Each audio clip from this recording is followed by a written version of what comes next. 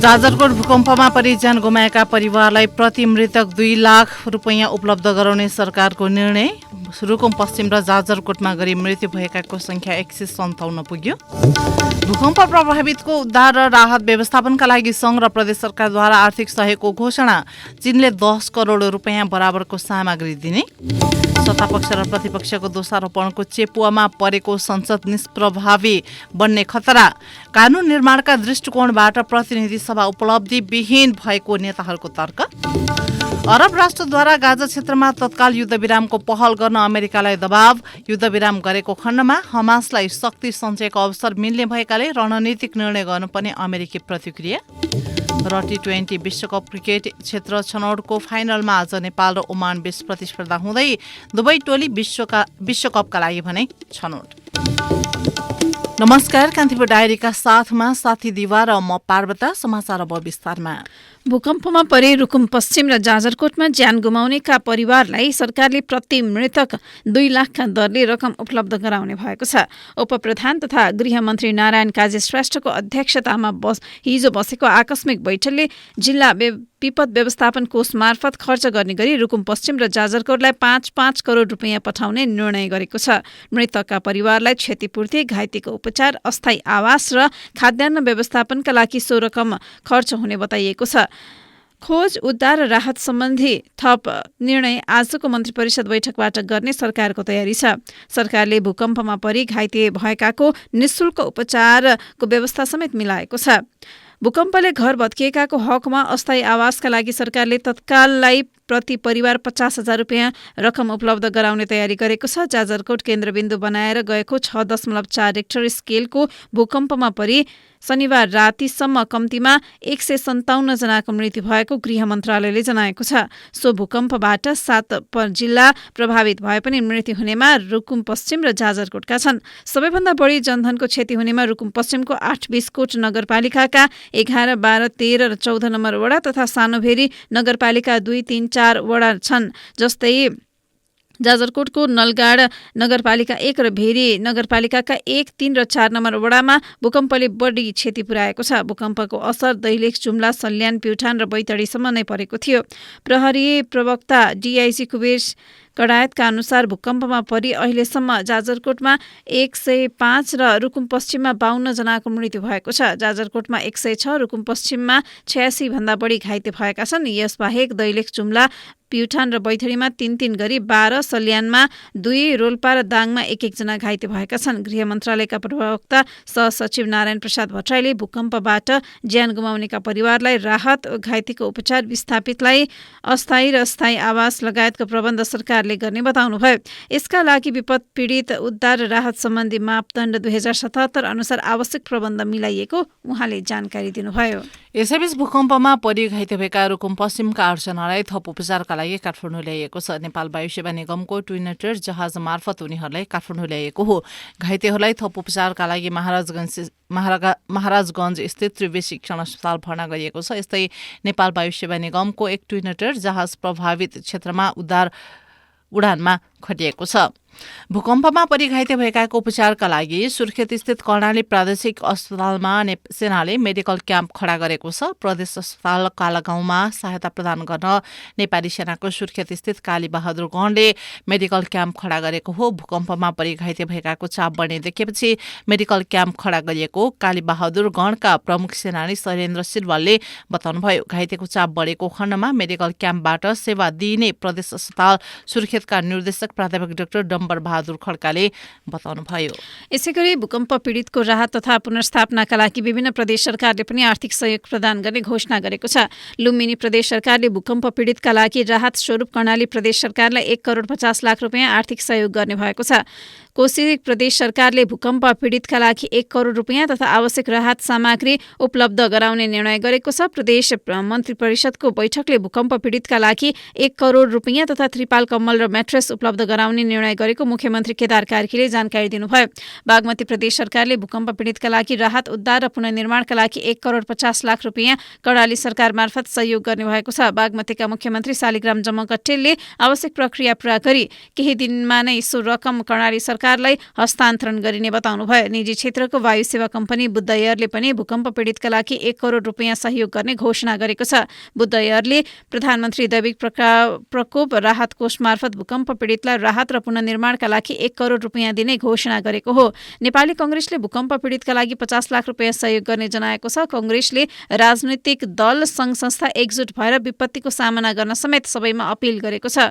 गैर आवासीय नेपाली संघले राहत तथा उद्धारका लागि 1 करोड 10 लाख रुपियाँको राहत कोष स्थापना गरेको छ। अन्तर्राष्ट्रिय समन्वय परिषदको आकस्मिक बैठकले 10 लाख रुपियाँ तत्काल सरकारको राहत कोषमा उपलब्ध गराउने र बाँकी 1 करोडको राहतका सामग्री लिएर प्रभावित स्थानमा जाने निर्णय भएको संघका अध्यक्ष बद्री केसीले जानकारी दिनुभयो। भूकम्प पीडितको उद्धारका लागि सिटिजन्स बैंक इन्टरनेसनलले पनि 25 लाख रुपियाँ सहयोग गरेको छ। बैंकले प्रधानमन्त्री दैविक प्रकोप उद्धार तथा राहत कोषमा आर्थिक सहयोग स्वरूप 25 लाख रुपियाँ प्रदान गर्ने निर्णय गरेको हो। चीनले कर्णालीका भूकम्प पीडितलाई 10 करोड रुपियाँ बराबरको सामग्री सहयोग गर्ने भएको छ। चीन South Asia countries emergency supplies रिजर्भद्वारा भूकम्प पीडितलाई सो सहयोग गर्न लागि चीनका लागि नेपालका लागि चीनका राजदूत छङ सोङले बताउनु भएको छ। राजदूत सोङले सामाजिक सञ्जाल एक्स मार्फत सो जानकारी दिनुभएको हो। भूकम्प पीडितलाई चीनको तर्फबाट टेन्ट, कम्बल लगायतको सामग्री पनि आउने उल्लेख छ। ती सामग्रीहरू केही दिनमा नेपालमा आइपुग्ने राजदूत छनले जानकारी दिनुभएको छ। यसैबीच नेपाल क्रिकेट संघ क्यानले जाजरकोट रुकुम पश्चिमका भूकम्प पीडितलाई आर्थिक सहयोग गर्ने भएको छ। क्यानले एक विज्ञप्ति जारी गर्दै आइसिसी विश्वकप T20 को एसिया छनौट अन्तर्गत आज कीर्तिपुर स्थित त्रिवे क्रिकेट मैदानमा हुने नेपाल र ओमान बीच फाइनल खेलको टिकट बिक्रीबाट उठेको रकमको आधा रकम भूकम्प पीडितलाई सहयोग गर्ने निर्णय गरेको हो। क्यानले भूकम्पबाट ज्यान गुमाउने प्रति श्रद्धाञ्जली व्यक्त गर्दै घाइतेको शीघ्र स्वास्थ्य लाभको कामना पनि गरेको छ। प्रधानमन्त्री पुष्पकमल दाहालले भूकम्प पीडितलाई राहत पुनर्स्थापना र घाइतेको उपचारमा सरकार गम्भीर रहेको बताउनु भएको छ। उहाँले सामाजिक सञ्जाल मार्फत भूकम्प प्रभावितको उद्धार, राहत र पुनर्स्थापनाका लागि सहकार्य र हातेमालोका लागि सम्पूर्ण राजनैतिक दल, निजी क्षेत्र, नागरिक समाज लगायत सबैमा अपील गर्नुभएको छ। भूकम्प प्रभावित क्षेत्रको स्थलगत निरीक्षणपछि काठमाडौँ फर्किने क्रममा प्रधानमन्त्री दाहालले जोखिम नटरेको र पूर्व सतर्कता सहित जोखिम न्यूनीकरणका लागि काम गर्नुपर्ने बताउनुभयो। भूकम्प पीडितको उद्धार र उपचारको काम भइरहेको भन्दै उहाँले मन्त्री परिषदको बैठक आज बस्ने र राहत तथा पुनर्स्थापनाको काम अघि बढाउने जानकारी दिनुभएको छ। जाजरकोटलाई केन्द्रबिन्दु बनाएर गएको शक्तिशाली विनाशकारी भूकम्पको क्षति बुझ्न दाहाल हिजो बिहानै प्रभावित क्षेत्र पुग्नु भएको थियो। प्रधानमन्त्री दाहालले जाजरकोट र रुकुम पश्चिमका विभिन्न अस्पतालमा पुगेर घाइतेको स्वास्थ्य अवस्थाका बारेमा जानकारी समेत लिनुभएको थियो। कान्तिपुर डायरीमा अब ब्रेकको पालो। ब्रेकपछि कान्तिपुर डायरीमा अब बाँकी प्रसङ्ग। सुरुमा कान्तिपुर सविस्तार। कान्तिपुर सविस्तार। संसदको बजेट अधिवेशन शुक्रबारबाट अन्त्य भएको छ। आधा वर्ष चलेको प्रतिनिधि सभाको बजेट अधिवेशनमा कैयौं कानून निर्माण गर्नुपर्ने भए पनि आशातीत प्रगति भने प्राप्त गर्न सकेन। आफ्नो प्रभावकारिता बढाउँदै लैजानुपर्ने जिम्मेवारी भएको संसद सत्ता पक्ष र प्रतिपक्ष बीचको दोषारोपणको चेपुवामा परेर निष्प्रभावी बन्ने खतरा बढेको छ। बजेट अधिवेशनमा प्रतिनिधि सभाले आगामी आर्थिक वर्षको बजेट बाहेक मात्रै एउटा विधेयक पारित गरेको छ। दलहरूबीचको विवादले कानून निर्माणमा बाधा त पुर्याएको छ नै, संसदकै भूमिकामाथि समेत प्रश्न उब्जिएको छ।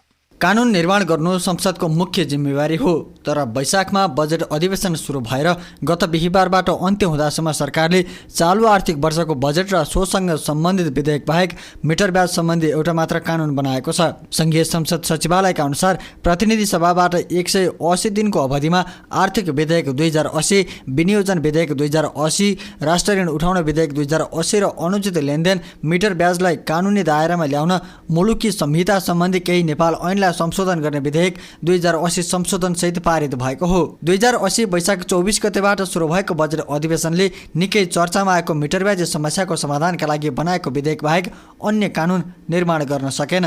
कानुन निर्माणका दृष्टिकोणबाट प्रतिनिधि सभा उपलब्धिविहीन जस्तो देखिएको छ।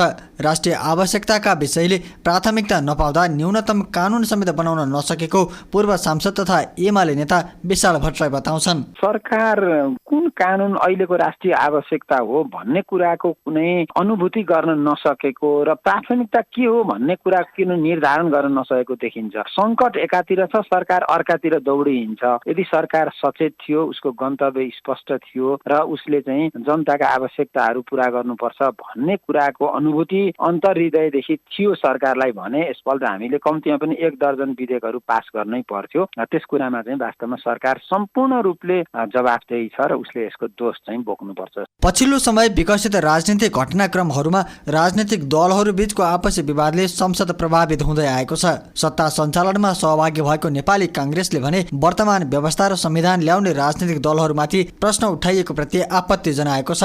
बिहिबारको प्रतिनिधि सभाको बैठकमै सो पार्टीका प्रमुख सचेतक रमेश लेखकले दलहरू मिलेर व्यवस्थालाई जोगाउनु पर्ने तर्क गरे। यदि यो व्यवस्था असफल भयो भने मुलुक ठिक ठाउँमा पुग्दैन कि अब यो संविधान असफल गर्ने छुट हामीसँग छैन। यदि यो संविधान असफल भयो भने मुलुक एउटा अत्यन्त अनिष्टकारी खतरा अप्ठ्यारो विषम परिस्थितिमा पुग्न सक्छ। यो संविधान राजनीतिक अभियानहरूको 70 वर्ष लामो एउटा ठुलो राजनीतिक यात्राबाट प्राप्त भएको संविधान हो। प्रतिनिधि सभाको बजेट अधिवेशन अन्त्य हुनु अघि बसेको अन्तिम बैठकमा समेत आरोप प्रत्यारोप जारी नै थियो। भनिन्छ सरकार सत्ता पक्षको र प्रतिनिधि सभा विपक्षीको हो। सरकारले संसदलाई प्रभावकारी बनाउनतर्फ ध्यान नदिँदा आवश्यक पर्ने कानुन निर्माण गर्न नसकिएको विपक्षी दल एमाले बताएको छ। एमाले सांसद एवं पूर्व अर्थमन्त्री विष्णु पौडेलले बिहिबारको प्रतिनिधि सभा बैठकमा भने, यो सदन जति प्रभावकारी हुनुपर्ने हो, जति उपलब्धिपूर्ण हुनुपर्ने हो, सदनको यस बैठकबाट, यस अधिवेशनबाट मुलुकले जे जस्ता प्रतिफलहरू परिणामहरू प्राप्त गर्नुपर्ने हो त्यो परिणाम प्राप्त गर्न सकिने सभामुख महोदय, उपलब्धिहरू प्राप्त हुन सकेन। यो सदनको काम कारबाही प्रभावकारी हुन नसक्नुमा मुख्य रूपले सरकार जिम्मेवार छ, सरकारको दृष्टिकोण जिम्मेवार छ, सरकारका गतिविधिहरू जिम्मेवार छन्। मेरो दाबी के छ भन्दाखेरि सरकारले यो सदनलाई प्रभावकारी बन्न दिएन। प्रभावकारी बन्छ कि भन्ने चिन्ताबाट सरकार भयातुर भयो। अधिवेशनको यही बीचमा 22वटा विभिन्न विधेयक भने संसदमा दर्ता भएर विचाराधीन अवस्थामा छन्, जसमध्ये सबैभन्दा चर्चामा आएको एक हो विद्यालय शिक्षा सम्बन्धी विधेयक। संसदमा यो विधेयक दर्ता भएदेखि नै देशभरका सामुदायिक विद्यालयका शिक्षक शिक्षिकाले काठमाडौँ केन्द्रित विरोध प्रदर्शन गरे। वर्षौंदेखि थाती रहँदै आएको संक्रमणकालीन न्यायसँग जोडिएको विषयमा समेत अधिवेशनले टुङ्गो भने लगाउन सकेन, जसले अझै पीडित परिवार मारमा परिरहेका छन्, जुन विषयमा संयुक्त राष्ट्रसङ्घका महासचिव एन्टोनियो गुटेरेसले समेत नेपाल भ्रमणका क्रममा संसदको संयुक्त बैठकलाई सम्बोधन गर्ने क्रममा उठाएका थिए। तपाईहरू आफ्ना शान्ति प्रक्रियाका अन्तिम चरणको तयारी गर्दै हुनुहुन्छ र संक्रमणकालीन न्यायको माध्यमबाट युद्धको घाउ निको पार्दै हुनुहुन्छ। प्रश्नहरू र अन्यायद्वारा त्रसित पीडित व्यक्ति, परिवार र समुदायलाई शान्ति दिने र विगतलाई पूर्णविराम दिन मद्दत गर्ने प्रक्रिया हुनुपर्छ। संक्रमणकालीन न्यायले दिगो शान्ति कायम गर्न महत्त्वपूर्ण भूमिका खेल्न सक्छ, तर यो सजिलो भने छैन। स्वभावत यो एक नाजुक र जटिल प्रक्रिया हो। वैशाखबाट सुरु भएको बजेट अधिवेशनमा सोचे अनुरूप काम कारबाही नभएको विषय उठिरहँदा संसद सचिवालयले भने कानुन निर्माणका लागि समितिहरूले भने काम गरिरहेको बताएको छ। संसदलाई प्रभावकारी रूपमा चलाउन गरिएका व्यवस्थालाई नियमित र व्यवस्थित गर्न तथा लोकतन्त्रको मर्म निभाउन संसद प्रतिबद्ध हुनुपर्ने सभामुख देवराज घिमिरेले बताए। संसद प्रभावकारी बनाउने दायित्व सरकार, संसदको नेतृत्व, राजनीतिक दल र मान्य सदस्यहरूको हो।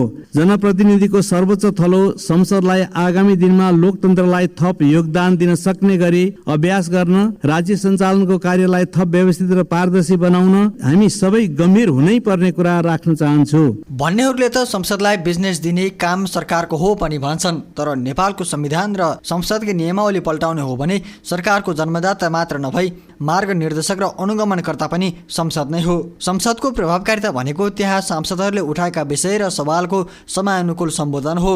यसमा सरकार चुक्दा लोकतान्त्रिक आचरण मात्रै चुकेको छैन, संसद प्रभावकारी र लोकप्रिय पनि हुन सकेको छैन। रेडियो कान्तिपुरका लागि नवीन कोइराला।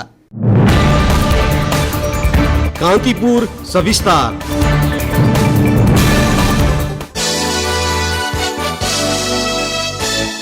नेपाली कांग्रेसले तिहारसम्मका केन्द्र, प्रदेश र स्थानीय तह स्तरका पूर्व निर्धारित सम्पूर्ण कार्यक्रम स्थगित गर्ने निर्णय गरेको छ। कांग्रेसले विज्ञप्ति जारी गर्दै जाजरकोटमा केन्द्रबिन्दु बनाएर शनिबार राति गएको भूकम्पका कारण पूर्व निर्धारित सम्पूर्ण कार्यक्रम स्थगित गर्ने निर्णय गरिएको जनाएको छ। पार्टीको सार्वजनिक कार्यक्रम स्थगित गरिएको भए पनि महासमिति सदस्य चयन गर्ने आन्तरिक प्रक्रिया भने नरोकिने पार्टी कार्यालयले जनाएको छ। कान्तिपुर डायरीमा पुनः ब्रेकको पालो।